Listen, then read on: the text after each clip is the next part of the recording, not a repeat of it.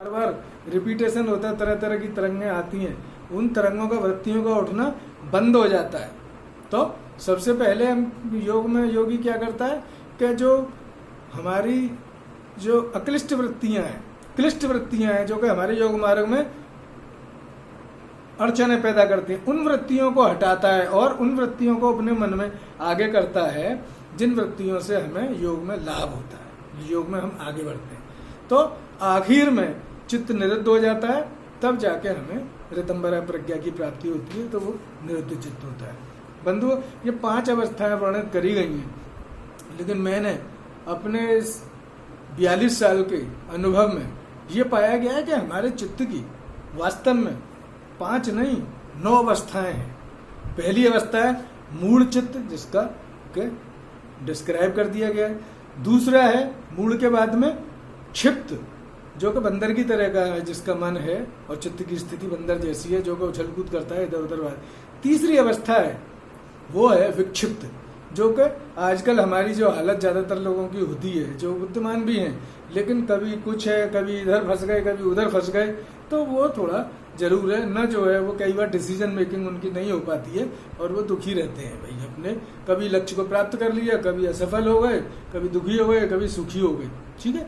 फिर चौथा आता है एकाग्र, जो कि बुद्धिमान लोग हैं, जिनका चित्र जो है जिस चीज में लगाते हैं लग जाता है, सतोगुण प्रधान होते हैं। फिर हो गया जब हमारा एकाग्र चित्त है, तो एकाग्र चित्त का जब हम ध्यान लगा के एकाग्रता का जब प्रयास करते हैं, तो एक अवस्था ऐसी आती है कि जब हमारे चित्त में उठने वाली वृत्तियां और मरने वाली वृत्तियां, दोनों शांत होने वाली वृत्तियां, दोनों वृत्तियां हमारी अक्लिष्ट हो जाती हैं, यानी हमारे ध्येय को वही वृत्ति हमारे जो है मन में उठ रही है और जो शांत हो रही है वो वृत्ति भी सेम होती है। जिस तरीके से ईश्वरीय वृत्ति ही हमारे मन में शांत हो रही है और ईश्वरीय वृत्ति ही, ईश्वरीय तरंगी हमारे मन में नहीं उठ रही है, तो ये हमारा हो गया एकाग्रता परिणाम। इसको जो है हम बोलते हैं कि भाई ये समाधि परिणाम है चित्त का।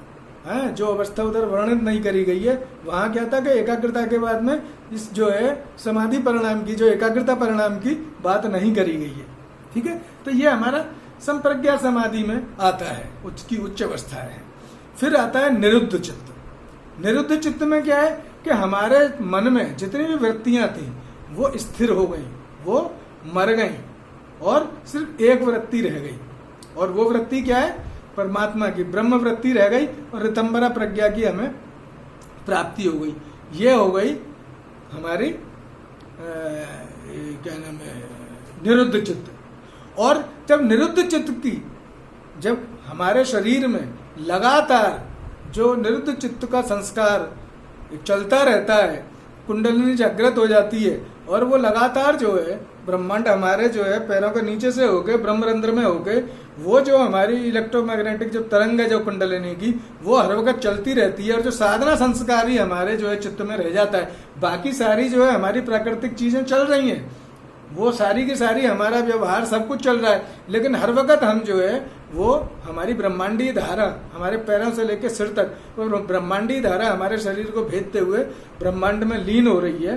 तो वो जो हमारा समाधि संस्कार धारा है वो जो है प्रबल हो जाती है, उसको बोलते हैं कि निरोध परिणाम। क्या निरुद्ध चित्त हो गया, निरुद्ध चित्त के बाद फिर निरोध परिणाम। तो निरोध परिणाम में एक संस्कार चित्त रह जाता है, वो संस्कार धारा चलती रहती है। फिर इसके बाद में हमारा आता है, यहां तक हमारी संप्रज्ञा समाधि होती है और हमें विवेकपूर्ण ज्ञान हो जाता है। इसके बाद जो अवस्था आती है वो होती है जिसको बोलते हैं गुणलीनता।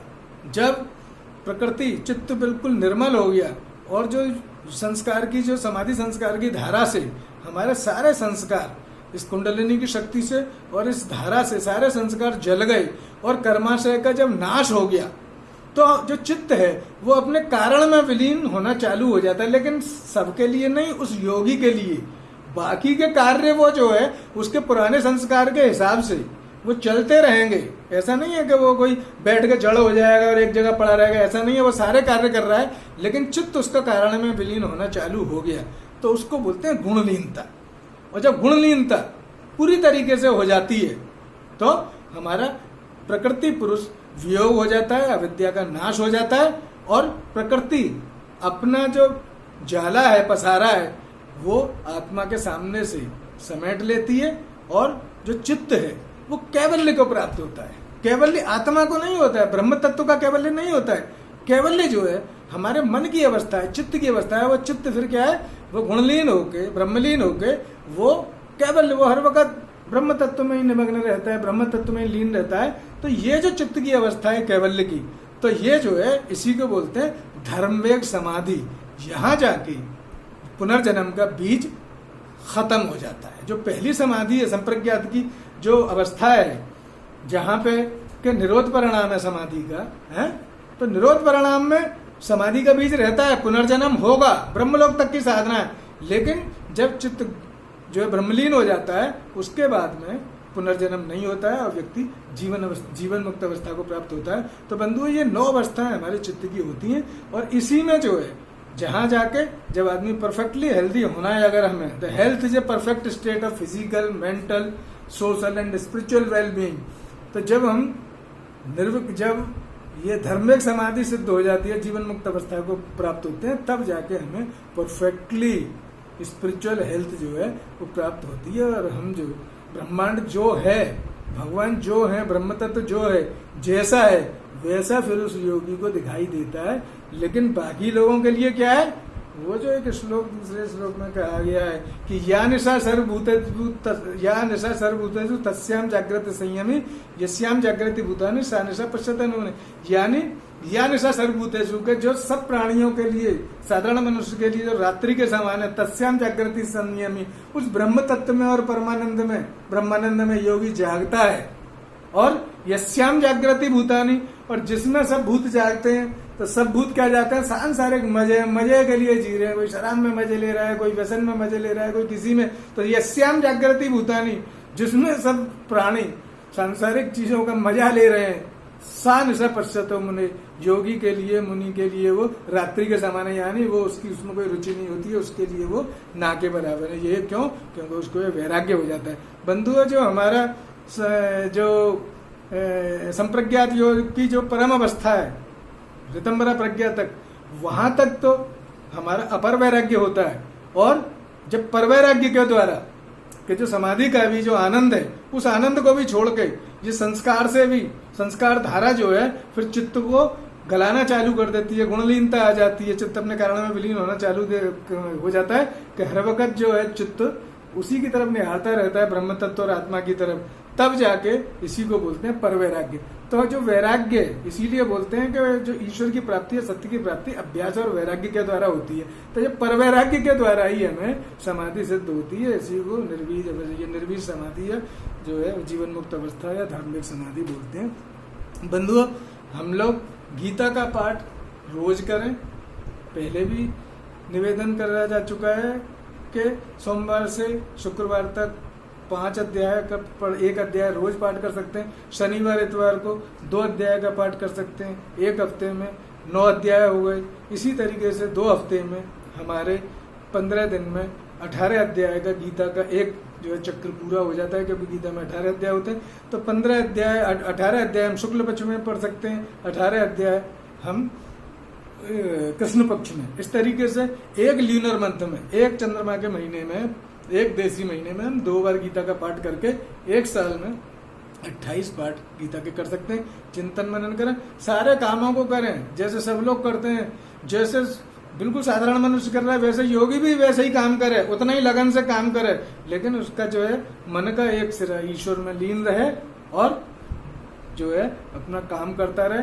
और 1 घंटा हम शारीरिक व्यायाम को दें, आधा घंटा सुबह, आधा घंटा से हम 20 से 30 मिनट का ध्यान सुबह, 20 से 30 मिनट का ध्यान शाम को लगाएं, और 1 घंटा व्यायाम के लिए रखें। 2 घंटे अगर हम अपने आप को देते हैं 24 घंटे में से, अगर हम इतना देते हैं, तो हम जो है दीर्घायु को, सुख को, शांति को, और जो हमारा पुरुषार्थ है हमें उसकी प्राप्ति होगी, उसकी सिद्धि होगी। पुरुषार्थ की सिद्धि में क्या है कि धर्म, अर्थ, काम, मोक्ष। तो हमको धर्म का धर्मयुक्त जीवन जीते हुए, धर्म होता है कर्तव्य पालन करना, अपने समस्त कर्तव्यों को अच्छी तरीके से पालन करेंगे। अर्थ अच्छी तरीके से, जो हमारे मोरलिटी वाले हैं, ईमानदारी से हम अपने अर्थ का उपार्जन करेंगे हैं। और तीसरा है काम, जो धर्मयुक्त काम है, उस समस्त कामनाओं को हम प्राप्त सेवन करेंगे, जो धर्मयुक्त कामना, संयमित कामना है, उनको हम सेवन करते हुए आनंदित होंगे और मोक्ष, और फिर हमें अगर जीवन मुक्त अवस्था प्राप्त हो गई तो हम जीते जी मोक्ष को प्राप्त हो जाएंगे। और अगर उत्तरायण में हमारी डेथ होती है और हम उच्च अवस्था में जाते हैं तो बहुत ज़्यादा चांसेस है कि हमको उसमें भी मोक्ष की प्राप्ति हो। नहीं तो पुनर्जन्म अगर होता है तो फिर देवी भोग भोग के फिर से हमें दोबारा जन्म मिलेगा और फिर हमारी तपस्या वहीं से चालू होगी। बंधुओं, दिव्यदृष्टि.com जरूर सर्च करें, उसमें बहुत सारे ब्लॉग मैंने डाले हुए हैं, ऑडियो बुक्स भी हैं, 3 ऑडियो बुक्स लगाई हैं, गीतांजलि प्रदीप, जन्मेजय प्रदीप और जन्मेजय सूत्र, और तीसरी है दर्शन दीक्षा और दक्षिणा। गीतांजलि प्रदीप में ये पोइट्री कलेक्शन है, जो मेरे जीवन में जितनी साधना ईश्वर ने मुझसे कराई है उन सब में अलग अलग योग की स्थितियों की जो ईश्वर ने मेरे को अपना एक्सपीरियंस भेजा पोइट्री की फॉर्म में, वो जो है संकलित है। जन्मेजय सूत्र ईश्वर ने एक मेरे को प्रेरणा दी थी जब मैं इंटर्नशिप में था मेडिकल कॉलेज के बाद, तो उस समय मैंने एक जो है एक्सरसाइज सेल्फ एनालिसिस की बनाई थी। मैंने जीवन भर अपनी सेल्फ एनालिसिस और सेल्फ रेक्टिफिकेशन उसी से करा। उन बिंदुओं का उसमें जो है पूरा लेखा जोखा और जो है डिटेल से समझाया गया है कि किस तरीके से हम अपनी पर्सनैलिटी को इम्प्रूव करें, किस तरीके से डेली सुबह शाम हम अपने आप को एनालाइज करें, और किस तरीके से हम जो है वो सेल्फ इम्प्रूवमेंट करके आत्मदर्शन तक कैसे पहुंचे, उसकी वो 100 नंबर की एक्सरसाइज है इस किताब में। तीसरी है दर्शन दीक्षा और दक्षिणा। योग के विभिन्न पहलुओं पे जो भी ईश्वरीय प्रेरणा से मेरे को जो कुछ भी आर्टिकल्स और जो कुछ भी उनकी प्रेरणा आती गई वो मैंने संकलित करके दर्शन दीक्षा और दक्षिणा में रखी हुई है, और ये तीनों मैंने ऑडियो बुक उसमें लगाई हुई हैं। आप उनको जो है पढ़ें, आपको बहुत लाभ होगा। अगर कोई गलती हो तो उसके लिए मैं क्षमा चाहता हूँ। और अब मैं उस मंत्र को उच्चारण करता हूँ जिस मंत्र को ईश्वर ने मुझे प्रदान किया था अरुणाचल प्रदेश के एक गाँव में। वो है ओम नमो ब्रह्मा अहम ब्रह्म वयम ब्रह्म सर्व ब्रह्म शिवाय सततम नमः ओम श्री ब्रविश प्रिय हरम ओम तत्सत ब्रह्मार्पणमस्तु ओम शांति शांति शांति ओम शिव ओम नमो ब्रह्मा अहम ब्रह्म वयम ब्रह्म सर्व ब्रह्म शिवाय सततम नमः ओम तत्सत ओम शांति।